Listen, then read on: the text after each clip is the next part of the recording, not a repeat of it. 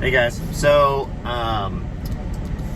the goal was to post daily or multiple times a day for this whole Dadbod Experience thing, but the last couple days I have been legitimately slammed at work. So I'm going to talk about my diet here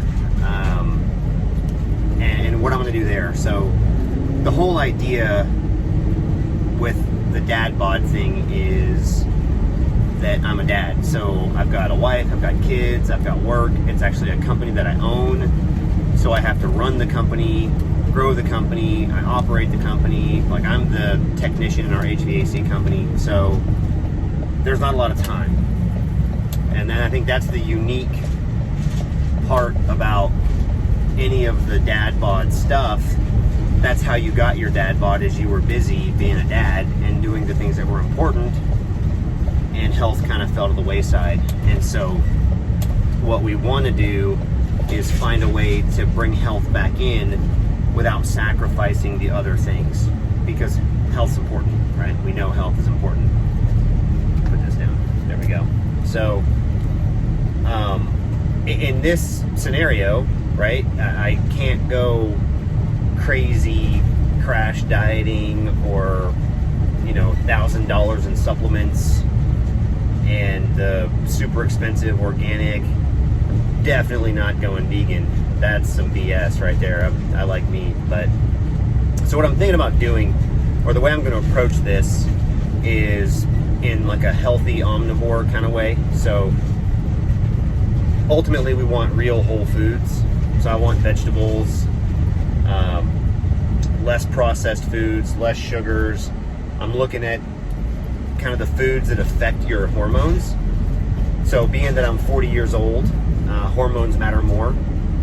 Then, when your hormones are raging, it's really hard to tip them off point. But when you're 40, they're not raging anymore. And so, different foods that affect your hormones affect older people more than they would younger people, from what I'm reading.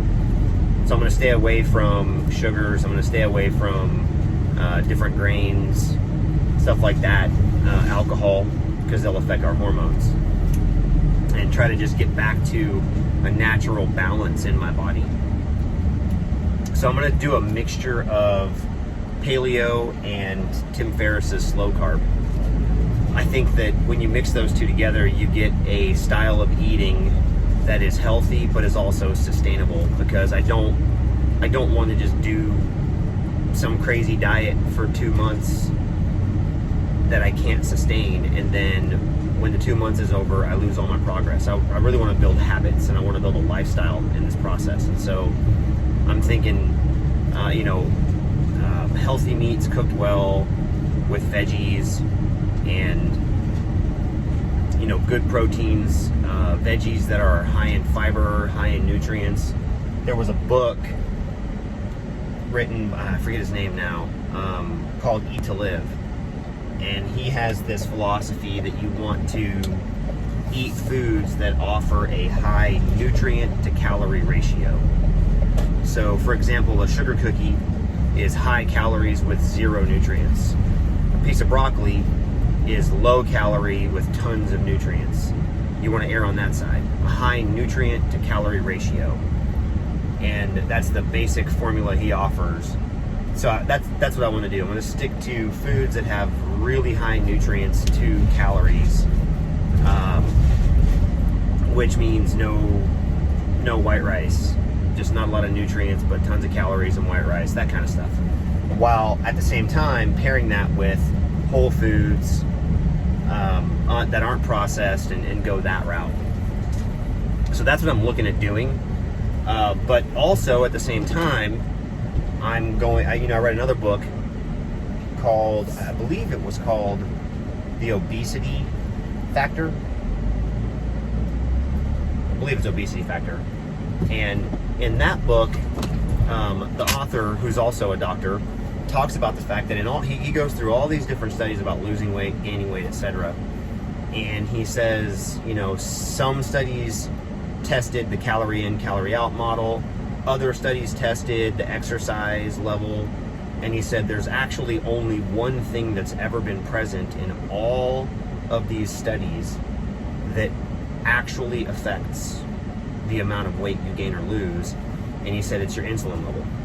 Insulin in the blood is the only factor tied to weight gain or weight loss in any medical study ever consistently. And so he doesn't get in, if I remember correctly, he doesn't get into a lot of like how to lose weight in this book, but he does offer some basic principles if you want to lose weight. And the idea was get the insulin out of your blood. Look at that, makes sense. If insulin's the only thing tied consistently in all these studies to weight gain or weight loss, then if you want to lose weight, you would try to get the insulin out of your blood. Well, in America, when we wake up at 7:30 and we start eating, our insulin goes up. And then we have a snack at 10, and we eat lunch at noon, and we got a snack at 3, and then we eat dinner at 5, and then a snack at 7, and then we grab a snack before bed. And insulin is coursing through our veins all day long because we're just eating. And so he said, you know, for beginners, just start with stop eating at 8 o'clock at night and don't eat before 8 a.m.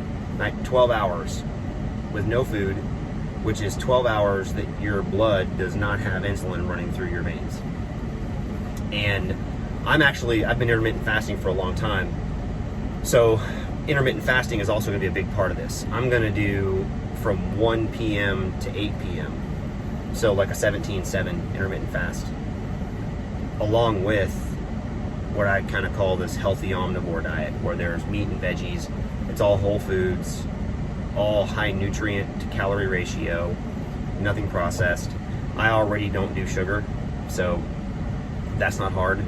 I haven't been doing much in the way of like white carbohydrates, like flour or stuff like that, but I'm gonna go ahead and try to just kind of chisel out all the remaining grains in my diet. I'm not really sure where I stand on milk, but I might do some of that. But that's what it's going to be. Like my diet's going to be like a healthy omnivore diet between the hours of 1 p.m. and 8 p.m. So I'm intermittent fasting at the same time. And then from there, we'll just kind of see how it goes. I'll keep doing the body videos and look at the scale each week and go from there. Another big thing I'm going to do is meal prep.